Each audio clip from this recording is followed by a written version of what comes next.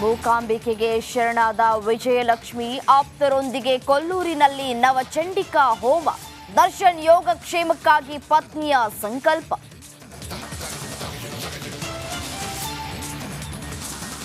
ದೀಪಾಲಂಕಾರದಿಂದ ತುಂಗಾ ಜಲಾಶಯ gate ಜಗಮಗ.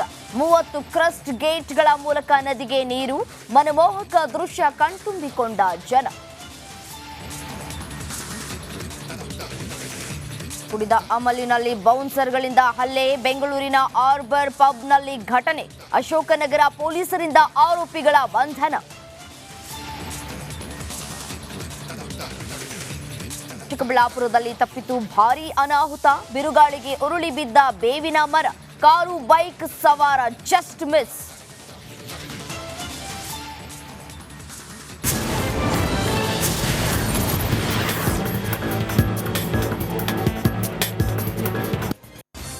Hello ನಮಸ್ತೆ, republic ಕನ್ನಡಕ್ಕೆ ಸ್ವಾಗತ. ನಾನು ರಮ್ಯ ರಮೇಶ್. ರಿಪಬ್ಲಿಕ್ ಕನ್ನಡದ ಟಾಪ್ 30ಯಲ್ಲಿ ಏನೆಲ್ಲ ಸುದ್ದಿ ಇದೆ ಅಂತ ಹೇಳಿ ಒಂದೊಂದಾಗಿ ನೋಡ್ತಾ ಹೋಗೋಣ.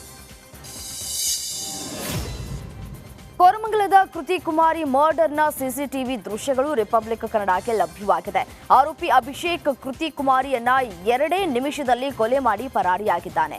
ಕತ್ತು, ಎದೆ, ಹೊಟ್ಟೆ ಭಾಗ ಸೇರಿ ಹಲವು ಕಡೆ ಇರಿದು ಹತ್ಯೆ ಮಾಡಿದ ದೃಶ್ಯ ಸಿಸಿಟಿವಿಯಲ್ಲಿ ಸೆರೆಯಾಗಿದೆ.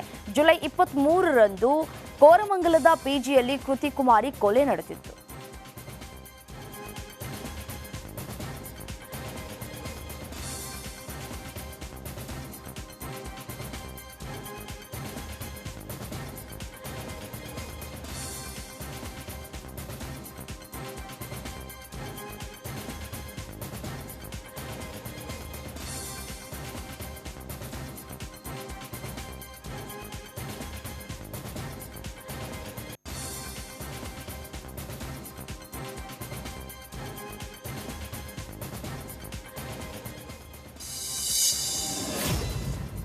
ಶಿವಮೊಗ್ಗದ ಪ್ರಿಯಕರನಿಂದ ಪ್ರಿಯತಮೆ ಕೊಲೆ ಪ್ರಕರಣ ಸಂಬಂಧ ಹಂತಕ ಕೊಲೆ ಮಾಡಿ ಯುವತಿಯನ್ನ ಹೂತಿಟ್ಟಿದ್ನು.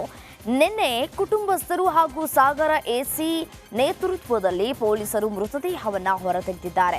ಆನಂದಪುರದ ಮುಂಬಾಳು ಎಂಬಳಿ ಈ ಒಂದು ಮೃತದೇಹವನ್ನ ಹೂತಿಡಲಾಗಿತ್ತು. ಸ್ಥಳಕ್ಕೆ ಶಿವಮೊಗ್ಗ ಪೊಲೀಸ್ ವರಿಷ್ಠಾಧಿಕಾರಿ ಜಿಕೆ ಮಿಥುನ್ ಕುಮಾರ್ ಭೇಟಿ ನೀಡಿ ಪರಿಶೀಲನೆಯನ್ನ ನಡೆಸಿದ್ದಾರೆ.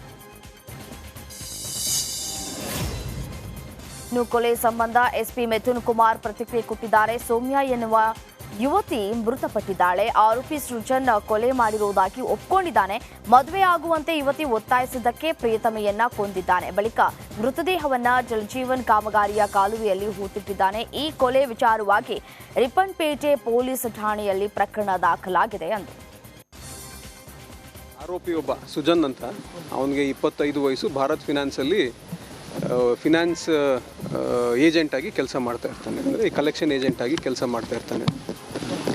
ಇವರಿಬ್ಬರಿಗೂ ಒಂದು 3 ವರ್ಷದಿಂದ ಪರಿಚಯ ಇರುತ್ತೆ. ಈತ ತೀರ್ಥಹಳ್ಳಿ ಬ್ರಾಂಚ್ನಲ್ಲಿ ಕೆಲಸ ಮಾಡುವಾಗ ಇವರಿಬ್ಬರಿಗೂ ಫಸ್ಟು ಪರಿಚಯ ಆಗುತ್ತೆ. ಒಂದು ಲೋನ್ನ ಡಿಸ್ಬರ್ಸ್ಮೆಂಟ್ ಮಾಡಿರ್ತಾರೆ, ಅದನ್ನು ಕಲೆಕ್ಷನ್ಗೆ ಅಂತ ಹೋದಾಗ ಈಕೆಯ ಮತ್ತು ಈಕೆಯ ತಾಯಿಯ ಪರಿಚಯ ಆಗಿರ್ತದೆ. ಆವಾಗಿಂದ ಒಂದು 3-4 ತಿಂಗಳು ಸ್ವಲ್ಪ ಸ್ನೇಹ ಬೆಳೆಯುತ್ತೆ. ಸ್ನೇಹದಿಂದ ಸಲಿಗೆ ಆಗಿ ಮತ್ತು ಪ್ರೇಮಕ್ಕೂ ಕೂಡ ಅದು ತಿರುಗುತ್ತೆ. ಅದಾದ ನಂತರ